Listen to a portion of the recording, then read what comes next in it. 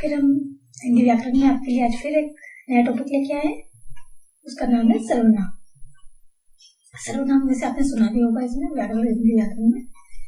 सर्वनाम की परिभाषा, संज्ञा के स्थान पर जिन शब्दों का प्रयोग किया जाता है उन्हें सर्वनाम कहते हैं। जैसे मैं, वह, तुम, हम, तुमको आदि। तो ये सर्वनाम की परिभाषा है। अब सर्वनाम के भेद के बारे में आपको बताएंगे कि उसके भेद कितने प्रकार के होते हैं। फर्स्ट है इसमें पुरुषवाचक सर्वनाम। पुरुषवाचक सर्वनाम में जिन सर्वनाम शब्दों का प्रयोग बोलने वाले वक्ता, सुनने वाले श्रोता या किसी अन्य व्यक्ति के लिए किया जाता है उन्हें पुरुषवाचक सर्वनाम कहते हैं। पुरुषवाचक सर्वनाम के 3 भेद होते हैं। पहला होता है उत्तम पुरुष और दूसरा होता है मध्यम पुरुष। उत्तम पुरुष में आता है बात करने वाला अपने लिए जिन सर्वनाम शब्दों का प्रयोग करता है वे उत्तम पुरुष सर्वनाम कहलाते हैं। जैसे मैं, हम, मुझे, हमें आदि। मैं पढ़ रहा हूँ, हम क्रिकेट खेलेंगे। मध्यम पुरुष में आएगा बात को सुनने वाले के लिए जिन सर्वनाम शब्दों का प्रयोग किया जाता है वे शब्द मध्यम पुरुष सर्वनाम कहलाते हैं। जैसे तू, तुम, आप, आपका, तुम्हारा आदि।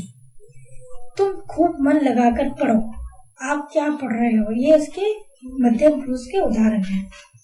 आगे है हमारा इसका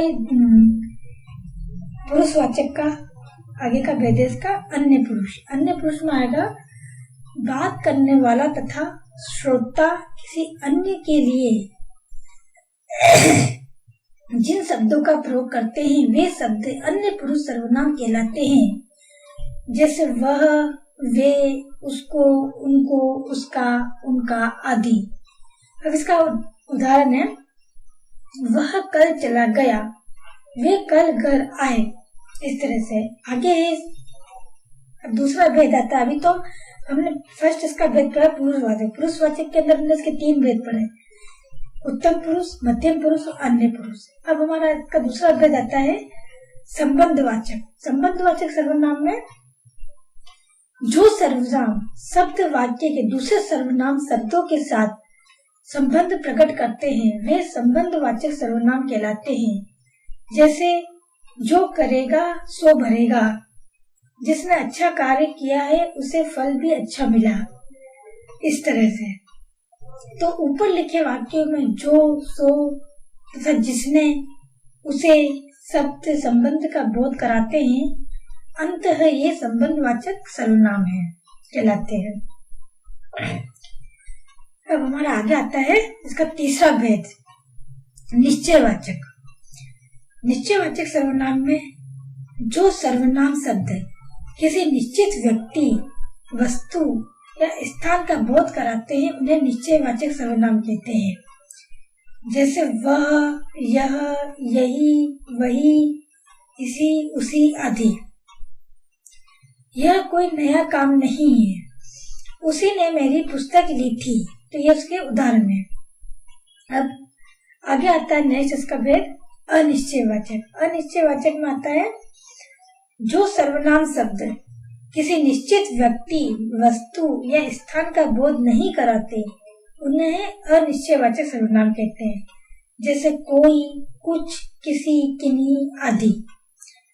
तो इसके वाक्य हैं उसने कुछ खाया था, बाहर कोई खड़ा है, किसी ने आवाज दी। इस तरह से अब आगे इसका नेक्स्ट भेद है प्रश्नवाचक। प्रश्नवाचक में आएगा आपके प्रश्न करने के लिए जिन सर्वनामों का प्रयोग किया जाता है उन्हें प्रश्नवाचक सर्वनाम कहते हैं। जैसे कौन, क्या, किसका, किसे, किने, कहाँ आदि। तो उसका वाक्य तुम क्या खा रहे हो, तुम क्या पी रहे हो, डिब्बे में क्या है, यह किसका सामान है। इस तरह से जब हम प्रश्न करते हैं किसी आगे वाले व्यक्ति से तो इसमें वही शब्द आते हैं। जैसे किसका है, कौन है, क्या है, इस तरह से। तो ये प्रश्नवाचक सर्वनाम बनता है। अब आगे है हमारा निजवाचक। निजवाचक सर्वनाम में आता है हमारे जिन सर्वनाम शब्दों का प्रयोग अपनेपन का बोध कराने हेतु स्वयं के लिए किया जाता है उन्हें है निजवाचक सर्वनाम कहते हैं। जैसे स्वयं, खुद ही, अपने आप ही, इस तरह से। मतलब मैं अपना काम खुद कर सकती हूँ, इस तरह से।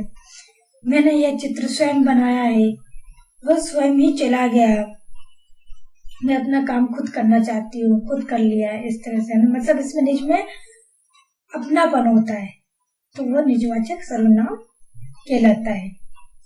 तो ये हमारे सर्वनाम के 6 भेद थे और उसकी परिभाषा। अब आगे है हमारा पुरुषवाचक के। हमने 3 भेद आपको बता दिए हैं और उसकी परिभाषा बता दी है, उसके उदाहरण बता दिए। अब हमारे आगे है विशेषण। विशेषण विशेषण क्या होता है ये हम आपको बताएंगे। विशेषण में हमने आपको संज्ञा या सर्वनाम की, अभी हम आपको विशेषण की परिभाषा बता रहे हैं। संज्ञा या सर्वनाम की विशेषता बताने वाले शब्दों को विशेषण कहते हैं। विशेषण जिस संख्या या सर्वनाम की विशेषता बताता है उसे विशेष्य कहते हैं। जैसे रमा, रमा सुंदर है, तो रमा तो होगी संज्ञा और सुंदर है वो हो गया विशेष्य। इसी तरह हमारा आगे है विशेषण के भेद। विशेषण के भेद में फर्स्ट आएगा हमारा, फर्स्ट आएगा गुणवाचक विशेषण। गुणवाचक विशेषण में जो शब्द संज्ञा या सर्वनाम के गुण, दोष, रंग, रूप, आकार, प्रकार आदि का ज्ञान कराते हैं उन्हें है गुणवाचक विशेषण कहते हैं। जैसे सुंदर पक्षी है, तो गुण क्या हो गया, उस पक्षी का सुंदर हो गया। मीठा आम है, तो आम का गुण क्या है, मीठा। गधा मूर्ख, यानी मूर्ख गधा, तो इसका गधे का गुण क्या है, मूर्ख। मोटा लड़का, तो लड़का का गुण क्या हो गया, मोटा। लंबी रस्सी, तो रस्सी का गुण क्या हो गया, लंबी। चालाक लोमड़ी, तो लोमड़ी का गुण हो गया चालाक। अब इसी तरह से हमारा आगे है संज्ञावाचक विशेषण। संज्ञावाचक विशेषण में जो शब्द संज्ञा या सर्वनाम की निश्चित या अनिश्चित संख्या का ज्ञान कराते हैं उन्हें संज्ञावाचक विशेषण कहते हैं। संज्ञावाचक विशेषण 2 प्रकार के होते हैं। पहला है निश्चय संख्यावाचक और दूसरा है अनिश्चय संख्यावाचक।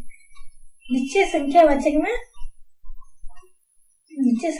में जिनसे संख्या या सर्वनाम की निश्चित संख्या का ज्ञान होता है, जैसे 5 लड़के, 8 लड़कियां, इस तरह से।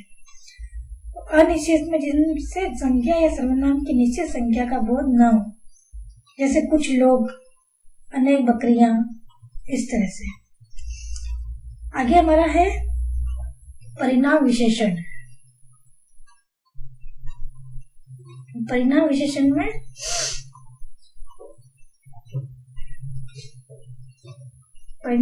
में आएगा हमारा जो शब्द संज्ञा या सर्वनाम की माप तोल संबंधी विशेषता ज्ञान कराते उन्हें परिमाणवाचक विशेषण कहते हैं।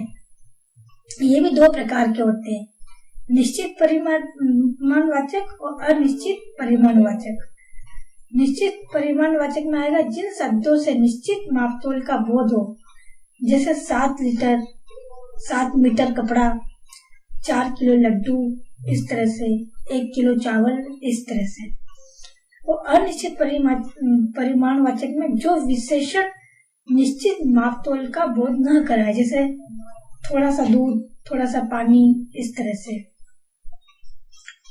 संख्यावाचक विशेषण के विशेष्य गिने जाने योग्य होते तथा परिमाणवाचक विशेषण के विशेष्य मापे तथा तोड़े जाने योग्य होते हैं। तो ये संज्ञावाचक और परिमाणवाचक के बीच आपको अंतर बताया। अब आगे आता है संकेतवाचक। संकेतवाचक विशेषण।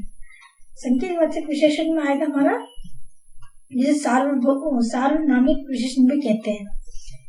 जो सर्वनाम शब्द संज्ञा से पहले आकर उसकी ओर संकेत करते हैं वे संकेतवाचक विशेषण कहलाते हैं। संकेतवाचक विशेषण को सार्वनामिक विशेषण भी कहते हैं। जैसे यह घर मेरा है, वह बिल्ली काली है, इस तरह से। तो अभी हमने आपको ये सब बताया है कि पहले सर्वनाम किसे कहते हैं, उसकी परिभाषा, उसके भेद कितने प्रकार के होते हैं और उसकी डेफिनेशन वगैरह सब बताइए। उसके बाद हमने आपको बताया है विशेषण की परिभाषा, उसके भेद, उसकी डेफिनेशन और उसके उदाहरण। तो अभी हमने आपको 2 टॉपिक पढ़ाए हैं।